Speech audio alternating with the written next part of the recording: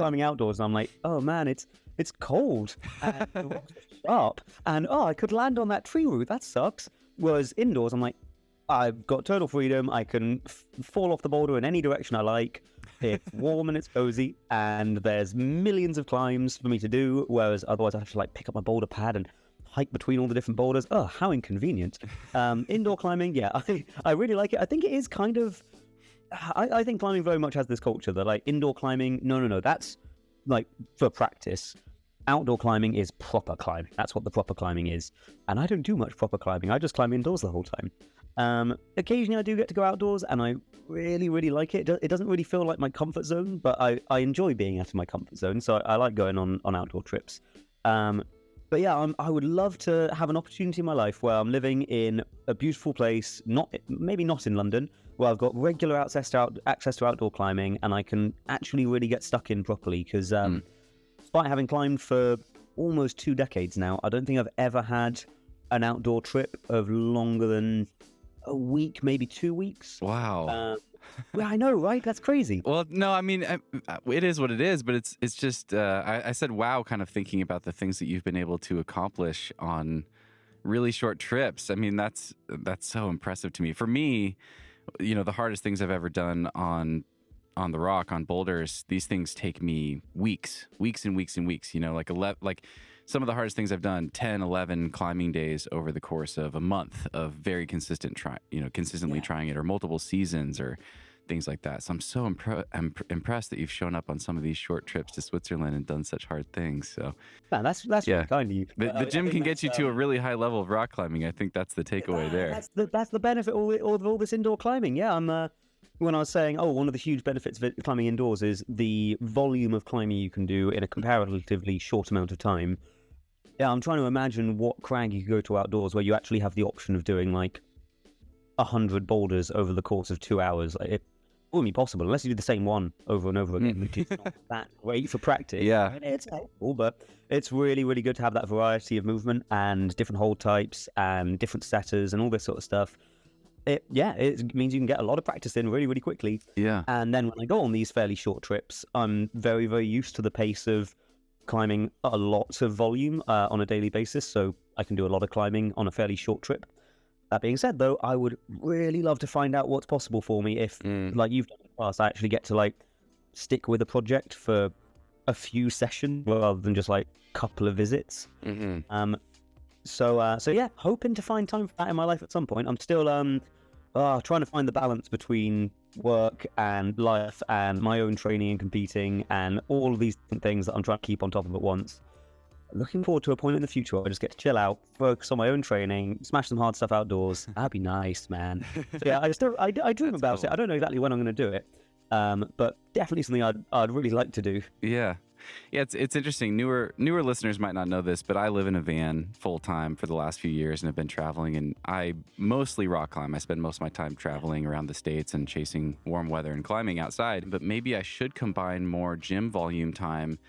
And I kind of think that next season I might go back there and have like a first month where I spend a lot of time in the gym and just go outside on my hard projecting days and, go try something hard in Waco and then come back to the gym and cruise and do volume. So obviously the aspects you lose from outdoor climbing are the magic of being out there in nature, actually going for like a hard challenge which isn't going to get reset. It's almost like sending an outdoor boulder is like earning a trophy that other people have earned as well, and you're like, I've had that experience, I can talk about that with you as well. Don't really get that stuff so much with indoor climbing. Like obviously, yeah, you can talk with other climbers in the gym about, you've tried that P7 too, isn't that fun? Wow, great. But it's not quite the same as talking about the shared experience of having gone out, hiked around through the nature, found this hard boulder, slowly worked out the secrets and sending it and all that sort of stuff. So there's, a fair amount of magical experiences that make up going climbing outdoors.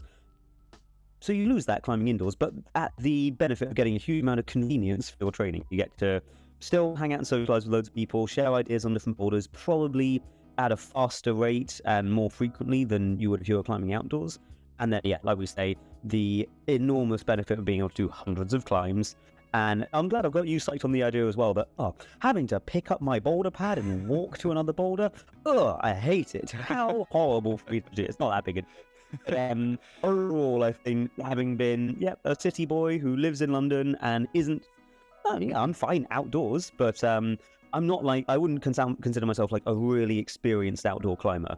So yeah, just being in my comfort zone in indoor gyms, very, very nice, easy way to train. Strongly recommend. You get very good at moving. Louis, can you describe a week in the life of Louis Parkinson? You talked about bouncing around to different centers at the start of this conversation, and you've got your Yeah, business, Catalyst Climbing. But yeah, what do you do? What does your life look like these days? so, not as much time for my own climbing at the moment as I'd like. I maybe get like one session a week for a couple of hours where I get to just go to the gym and do my own thing, and I do some conditioning, I climb a load of boulders. That being said, I also do like a lot of climbing while I'm coaching and while I'm training other people. So I get like my own focused climbing time once, maybe twice a week if I'm lucky.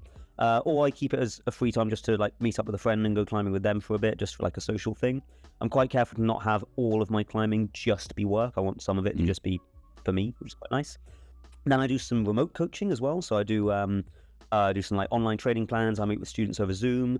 So that's all my coaching work. Then a lot of time just on my laptop doing meetings and sending emails.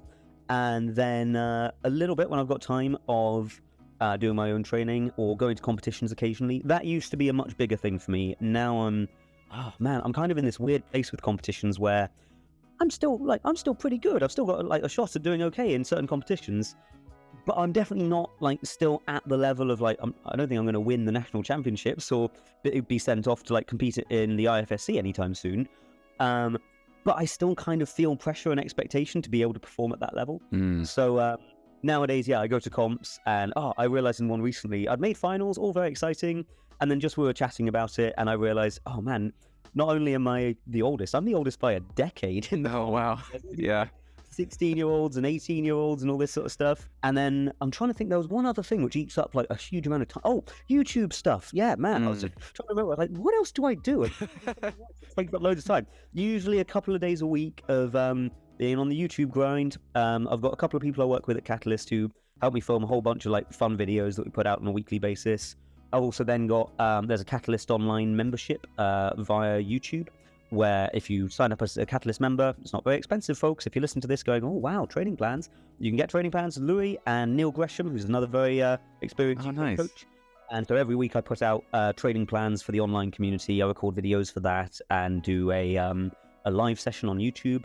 I do too many things. I'm realizing now as I detail you all this stuff. When do I sleep? Yes. Yeah, pretty eclectic mix of way too many things, all of which I really enjoy. So at some point I might need to like start organizing things a little bit better, but at the moment I'm actually really enjoying what my work is. I'm really enjoying, I count myself as very, very lucky.